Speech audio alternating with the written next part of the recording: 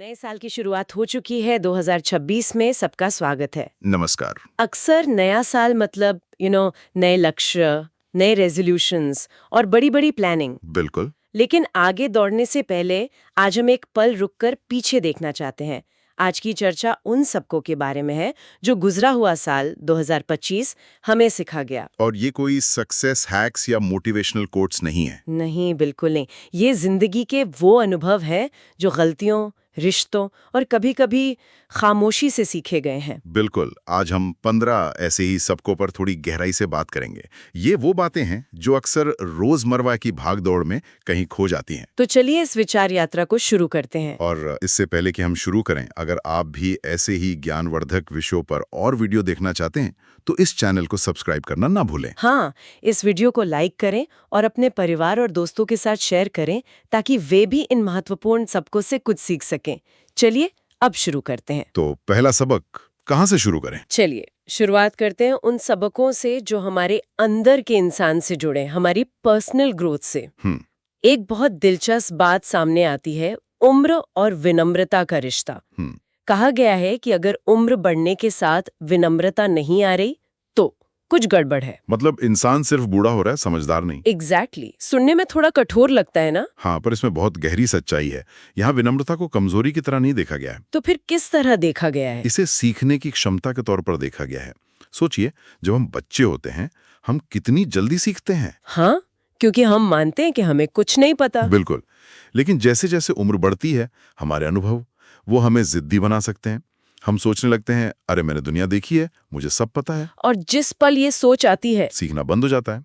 विनम्रता का सीधा मतलब है ये मानना कि इस दुनिया में हमेशा कुछ ऐसा है जो मुझे नहीं पता। और इसी से जुड़ी एक और बात है, प्राइड मतलब अभिमान। हाँ, कि प्राइड जो है वो विकास का सबसे बड़ा दुश्मन है। जो लोग खुद पर सवाल उठाने से मना कर देते हैं वो एक तरह से अपने दिमाग के दरवाजे ही बंद कर लेते हैं। आपने बिल्कुल सही नस पकड़ी है।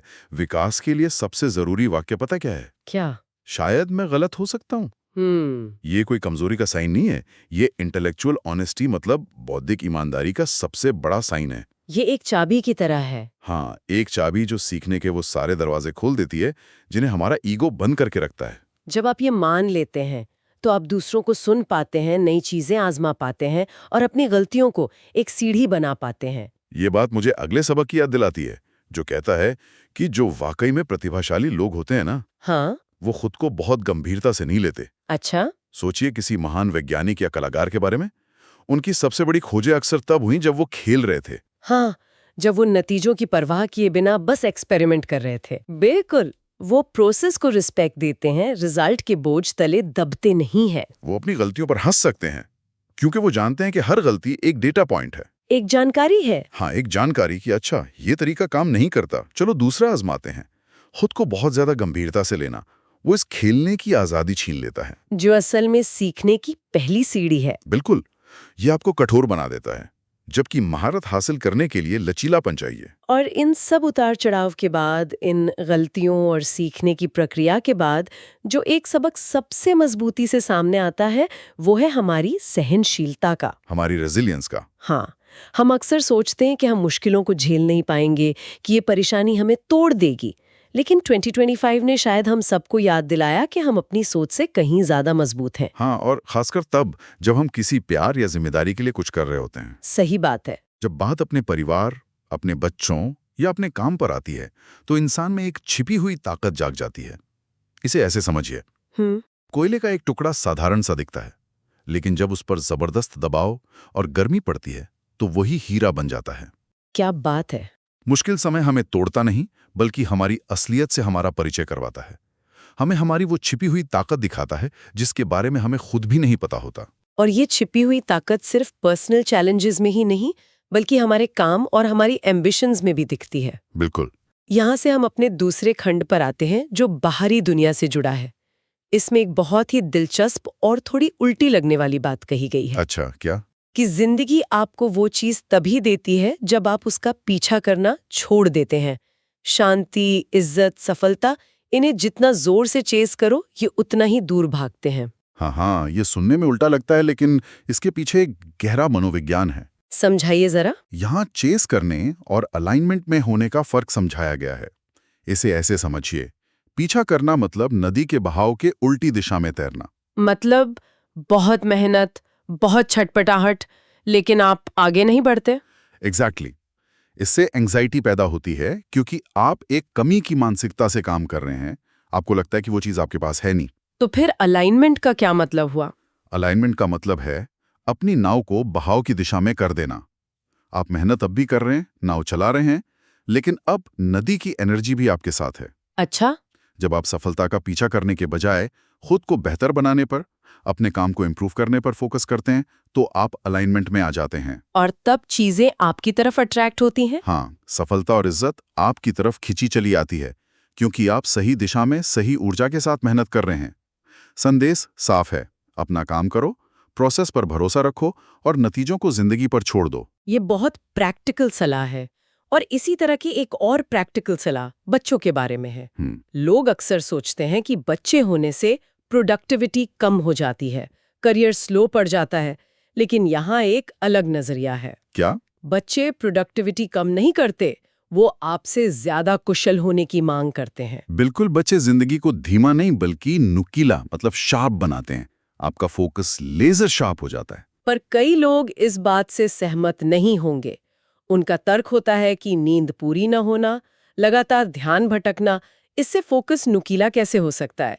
ये विरोधाभास नहीं है? ये बहुत अच्छा सवाल है। असल में बच्चे आपका समय छीन लेते हैं। हाँ? और इसी वजह से आप बचे हुए समय की कीमत समझने लगते हैं। आप समय बर्बाद करना बंद कर देते हैं। जैसे? फालतू मीटिंग्स, बेवजह की गपशप, सोशल मीडिया पर घंटों बिताना, इन सब के लिए वक्त ही नहीं बचता। सही है। आप उन 20% कामों पर फोकस करना सीख जाते हैं जो 80% नतीजे देते हैं। इसे कहते हैं रूथलेस प्रायोरिटाइजेशन।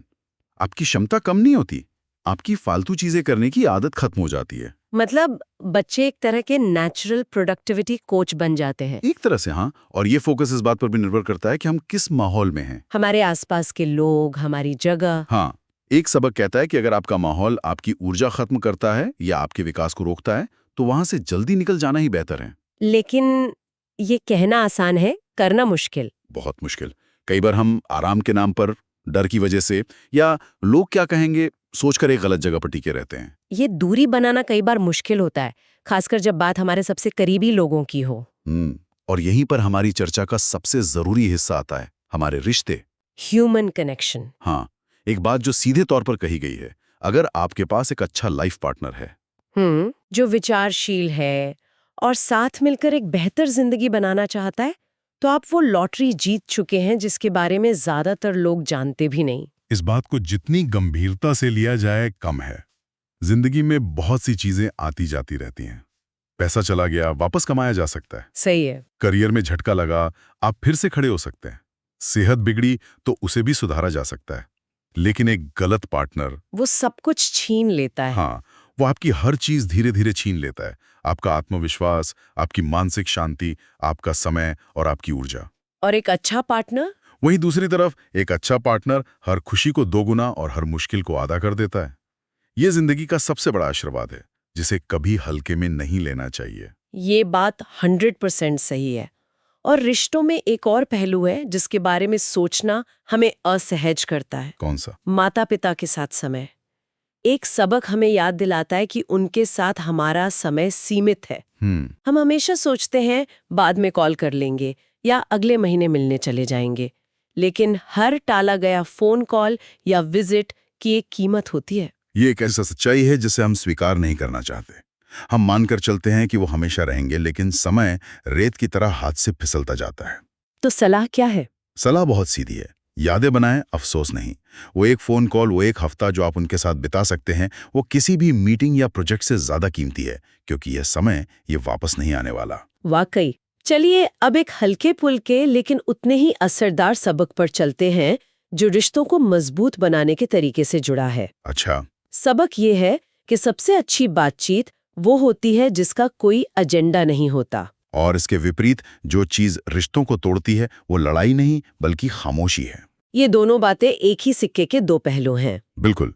जब आप किसी से सिर्फ इसलिए बात नहीं कर रहे कि आपको उनसे कुछ काम है या कोई फायदा चाहिए, तो उस रिश्ते में ईमानदारी और विश्वास पनपता है। अब बस उस इंसान के साथ होने का आनंद ले रहे हैं। हाँ, वही असली कनेक्शन है। और खामोशी कैसे तोड़ती है? देखिए, लड़ाई में तो फिर भी कम्युनिकेशन होता है, भावनाएं बाहर आती हैं, लेकिन खामोशी में अनकही बातें, शिकायतें और नाराजगी अंदर ही अंदर जहर की तरह घुलती रहती हैं। और धीरे धीरे दूरी बन जाती है। इतनी दूरी के एक दिन आपको एहसास होता है कि आप एक ही घर में दो अजनबियों की तरह रह रहे हैं। ईमानदारी से लेकिन सम्मान के साथ अपनी बात कहना रिश्ते की देखभाल करने जैसा है, जैसे पौधे को पानी देना। इसमें एक आनत का जिक्र है जिसने मुझे सच में सोचने पर मजबूर कर दिया। कौन सी? अच्छे लोगों को एक दूसरे से मिलाना। हम अक्सर नेटवर्किंग को अपने फायदे के लिए देखते हैं, लेकिन यहाँ बात बिना किसी स्वार्थ के कनेक्शन बनाने की हो रही है। ये एक बहुत पावरफुल विचार है यार। जब आप दो अच्छे लोगों को मिलवाते हैं ये सोचकर के वो शायद एक दूसरे की जिंदगी में कुछ अच्छा कर सकते हैं, तो आप एक पॉजिटिव एनर्जी के कंडक्टर बन जाते हैं। आपको शायद सीधे तौर पे कोई फायदा ना हो, लेकिन आप एक ऐसा माहौल बना रहे हैं जहां अच्छे मौके और अच्छी वाइब्स कई गुना बढ़ जाती हैं। ये गिवर्स गेन का सिद्धांत है। बिल्कुल, देने वाले को अंत में मिलता जरूर है, भले ही किसी और रूप में। बहुत खूब।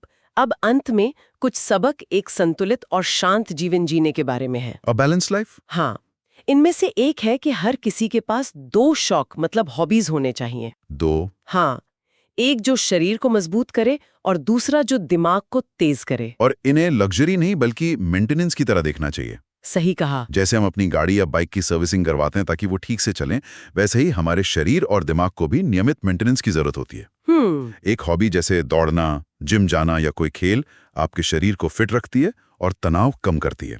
और दूसरी हॉबी जैसे कुछ पढ़ना, कोई नई भाषा सीखना या शतरंज खेलना आपके दिमाग को जंग लगने से बचाती है। यह आपकी मानसिक और शारीरिक बैटरी को चार्ज रखने का तरीका है। और एक संतुलित जीवन के लिए और क्या जरूरी है? एक सबक में इसका बहुत सीधा साधा जवाब है। क्या है? स्पष्ट लक्ष्य और एक प्यार करने वाला परिवार। बस ये दो चीजें? हाँ, कहा गया है कि जब किसी के पास ये दोनों चीजें होती हैं तो उसके पास गॉसिप, लड़ाई झगड़े और नेगेटिविटी के लिए समय ही नहीं बचता, क्योंकि उसका सारा ध्यान और ऊर्जा सही जगह पर लगी होती है। जब आपके पास एक मकसद होता है, एक लक्ष्य होता है जिसे आप पाना चाहते हैं, तो आपका दिमाग फालतू की चीजों में नहीं उलझता। और परिवार? और जब आपके पास घर लौटने के लिए एक प्यार करने वाला परिवार होता है, तो आपको बाहरी दुनिया की छोटी मोटी बातों से फर्क नहीं पड़ता। वो इंसान अपने काम और अपने लोगों में इतना व्यस्त और खुश होता है कि बाहरी ड्रामाओं से छू भी नहीं पाता। उद्देश्य और प्यार, ये जीवन से ड्रामा खत्म करने का सबसे अच्छा फॉर्मूला है। बिल्कुल। तो 2025 से सीखे गए इन 15 सबकों का सार यही है कि असली विकास शांत होता है, सच्ची समझदारी सूक्ष्म होती है, और असल सफलता बहुत ही व्यक्तिगत होती है। ये कोई फॉर्मूला नहीं है, बल्कि दिशा दिखाने वाले संकेत हैं। ये वो विचार हैं जिन्हें हम 2026 में अपने साथ लेकर चल सकते हैं। बिल्कुल। और जब हम इन सबको पर विचार कर रहे हैं तो एक सवाल सोचने पर मजबूर करता है। कौन सा सवाल? यहाँ 15 सबक बताए गए हैं जो एक साल में सीखे गए। श्रोताओं के लिए सोचने वाली बात यह है कि उनका अपना सबसे बड़ा सबक क्या था। 2025 ने उन्हें व्यक्तिगत तौर पर सबसे बड़ी क्या सीख दी? और उससे भी महत्वपूर्ण सवाल ये है कि उस सबक को पहले न सीखने की उन्होंने क्या कीमत चुकाई? हाँ, ये सवाल हमें भविष्य में ज्यादा जागरूक बनाता है। क्या आप भी ऐसे ही ज्ञानवर्धक विषयों पर और वीडियो देखना चाहते हैं? अगर हाँ, तो इस चैनल को सब्सक्राइब करना ना भूलें। इस वीडियो को लाइक करें और अपने परिवार और दोस्तों के साथ शेयर करें ताकि वे भी इन महत्वपूर्ण सबकों से कुछ सीख सकें। जैसा कि आप सबने ये वीडियो पूरा देखा है, आप यहाँ तक आ ही गए, तो जाने से पहले प्लीज चैनल को सब्सक्राइब कर लें ताकि आपको ऐसे ही उपयोगी और जानकारीपूर्ण वीडियो की सूचना मिलती रहे। आज की चर्चा से जुड़ा एक सवाल हम कमेंट सेक्शन में पूछना चाहेंगे। हाँ, जरूर। आपके अनुसार जीवन में रिश्तों का महत्व ज्यादा है या व्यक्तिगत लक्ष्यों का? अपने विचार कमेंट्स में जरूर बताएं।